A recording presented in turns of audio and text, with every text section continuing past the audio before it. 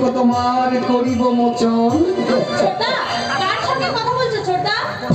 সর্বনাশ, এই পর্যন্ত ধাওয়া করেছে বুঝি? এই কার কথা বলছিস? দেখো ছোটদা, আমি অন্ধ হলেও মনের চোখ দিয়ে কিন্তু আমি সব কিছু দেখতে পাই। এই কথা বলো, নইলে আমার ছোটদার সঙ্গে মেশা আমি তোমার একেবারে বন্ধ করে দেব। এই কাকে বলছিস বলতো? কাকে আবার? নুপুরকে? নুপুর? এই নুপুর কি রে? এই বৌদি বলতে পারিস না? ও বৌদি বলে তখন বলবো, তুমি কি বলো? কই উত্তর দিচ্ছ না যে? নাকি আমার অন্তরের উপহাস করছো? চৈতালি, আমার অন্যায় হয়েছে ভাই। রহস্যটাকে তুমি যে উপহাস মনে করবে আমি সত্যি বুঝতে পারিনি ভাই। আমি রহস্য করেছি। তবু জানো, যারা অন্ধ পঙ্গু খঞ্জ হয় তাদের মন যে অনেকে দুর্বল, অল্পতেই তারা যে অনেক আঘাত পায়। এই সবসময় মনটাকে এত ছোট করে রাখিস কেন বলতো? চিরজীবন কি তুই অন্ধই থাকবি? তাই হয়তো থাকতে হবে। না, হবে না। আমি তো দৃষ্টি শক্তি ফিরে আনবই। সত্যি সত্যি সত্যি। তোমাদের দেখতে আমার বড় ইচ্ছে করে। তুমি দাদা বাবা প্রণয় নুপুর এই গ্রাম আবার আমি সব দেখতে পাবো। হ্যাঁ পাবি রে পাবি। তারপর একটা বড় লোকের বেটা ছেলে ধরে এনে আমি তার সম্বন্ধী হব। যাও।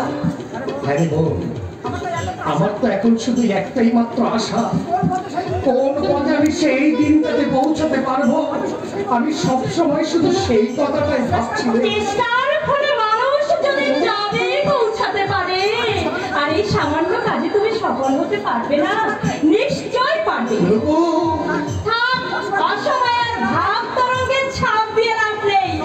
এসো ভাই চৈতালি, তোমার গল্প শুনতে শুনতে আমরা দুজনে মিলে রান্নাটা সেরে ফেলি। আমি কি এখানে দাঁড়িয়ে দাঁড়িয়ে কি আমি দুবল চুষবো নাকি? ইচ্ছে হলে তুমি পাটনাটা পেটে দিয়ে যেতে পারো। শোনো, ঝালমুড় যদি ঠিক মতো না হয় গিন্নি, তাহলে কিন্তু পরীক্ষায় ফেল, বিয়েও ক্যান্সেল। আশ্চর্য, আপন ঘরে পাগলও বোঝে। একা আয় করো, সংসারে এতগুলো খাইয়ে রোগীর চিকিৎসা, স্কুল খরচের খরচ, এর মধ্যে পলাশের বিয়ের কথা ভাবছো কি করে? বাবার শেষ ইচ্ছা কি পূরণ করা ঠিক নয় কুন্তলিকা? শুধু ইচ্ছা থাকলেই হয় না, উপায় চাই। জমিগুলো খাওয়া হচ্ছে আর আমাদের কোনো অসুবিধা হবে না। ও তোমার খাটুনির পয়সা ওসব তোমার ভোগে লাগবে না। এই কেন কেন রে কেন? কোনো কথাই আমি এমনি এমনি বলি না। তুমি ফাঁকিতে পড়লে গায়ে লাগবে বেশি আমার।